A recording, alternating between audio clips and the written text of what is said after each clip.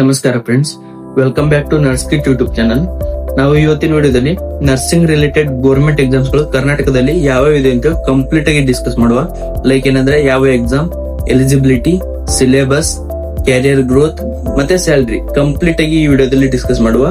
So ಯಾರ್ಯಾರು ಈ ಚಾನೆಲ್ಗೆ ಹೊಸದಾಗಿ ಬಂದಿದ್ದೀರಿ ಅವರು ಲೈಕ್ ಮಾಡಿ, ಶೇರ್ ಮಾಡಿ, ಕಮೆಂಟ್ ಮಾಡಿ ಮತ್ತು ಸಬ್ಸ್ಕ್ರೈಬ್ ಮಾಡೋದು ಮರಿಬೇಡಿ. ಮತ್ತು ಈ ಚಾನೆಲ್ ಡಿಸ್ಕ್ರಿಪ್ಷನ್ ಅಲ್ಲಿ ವಾಟ್ಸ್ಆಪ್ ಲಿಂಕ್ ಮತ್ತು ಇನ್ಸ್ಟಾಗ್ರಾಮ್ ಲಿಂಕ್ ಅನ್ನು ಪ್ರೈವೇಟ್ ಮಾಡಿದ್ದೇವೆ, ಎಲ್ಲರೂ ಹೋಗಿ ಜಾಯಿನ್ ಆಗಿ.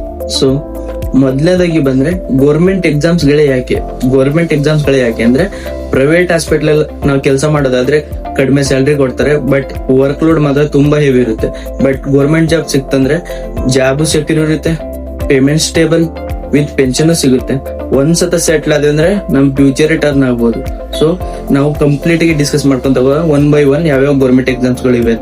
ಸೊ ಮೊದಲನೇ ಎಕ್ಸಾಮ್ ಅಂತ ಬಂದ್ರೆ Karnataka health and family welfare ಈ ಡಿಪಾರ್ಟ್ಮೆಂಟ್ ಇಂದ ಬರುತ್ತೆ. ಇದರಲ್ಲಿ ಪೋಸ್ಟ್ ಅಂತ ನೋಡೋದಾದ್ರೆ ಸ್ಟಾಫ್ ನರ್ಸ್ ಮತ್ತೆ ಕಮ್ಯುನಿಟಿ ಹೆಲ್ತ್ ಆಫೀಸರ್ ಅಂದ್ರೆ CHO. ಇದರಲ್ಲಿ ಕ್ವಾಲಿಫಿಕೇಶನ್ಸ್ ಅಂತ ಬಂದ್ರೆ BS ನರ್ಸಿಂಗ್ ಮುಗ್ದಿರ್ಬೇಕು, GNM ಮುಗ್ದಿರ್ಬೇಕು ವಿತ್ KNC ರಿಜಿಸ್ಟ್ರೇಷನ್ ಇರಬೇಕು. ಸೆಲೆಕ್ಷನ್ ಅಂತ ಬಂದ್ರೆ ರಿಟರ್ನ್ ಎಕ್ಸಾಮ್ ಇರುತ್ತೆ ಪ್ಲಸ್ ಇಂಟರ್ವ್ಯೂ ಇರುತ್ತೆ, ಅದನ್ನ ಕಂಪ್ಲೀಟ್ ಮಾಡ್ಬೇಕು.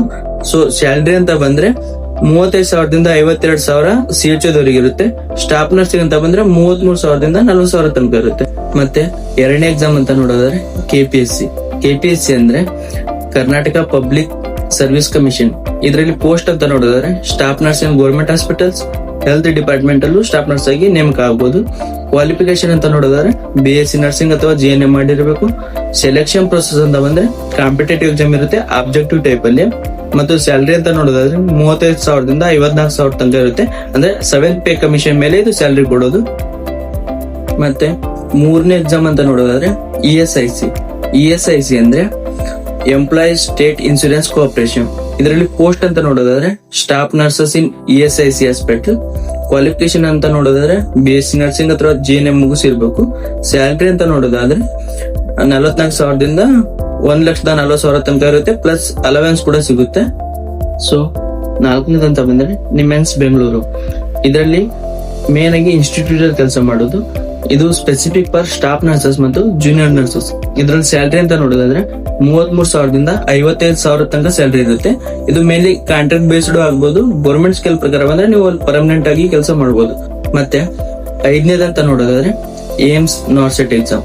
ಇದು ನ್ಯಾಷನಲ್ ಲೆವೆಲ್ ಎಕ್ಸಾಮ್ ಆಗಿರುತ್ತೆ, ಬಟ್ ಕರ್ನಾಟಕದವರು ಅಪ್ಲೈ ಮಾಡಬಹುದು, ಬರಿಬಹುದು ಎಕ್ಸಾಮ್. ಇದ್ರಲ್ಲಿ ಪೋಸ್ಟ್ ಅಂತ ನೋಡೋದಾದ್ರೆ nursing officers in AIIMS hospital. ಇದ್ರಲ್ಲಿ ಸ್ಯಾಲರಿ ಅಂತ ನೋಡೋದಾದ್ರೆ 44,000ದಿಂದ 1,40,000 ತನಕ ಇರುತ್ತೆ per month, according to level 7 pay matrix ಅಂದ್ರೆ ಆ ಕಮಿಷನ್ ಮೇಲೆ ಬೇಸ್ಡ್ ಆಗಿರುತ್ತೆ.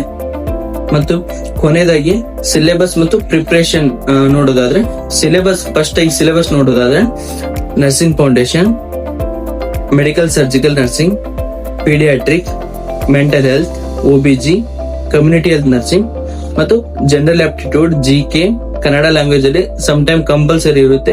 ಸೊ ನಾವ್ ಇದನ್ನ ಕರ್ನಾಟಕದಲ್ಲಿ ಇರೋದ್ರಿಂದ ಇದನ್ನ ಪ್ರಿಪೇರ್ ಮಾಡ್ಕೋಬೇಕು.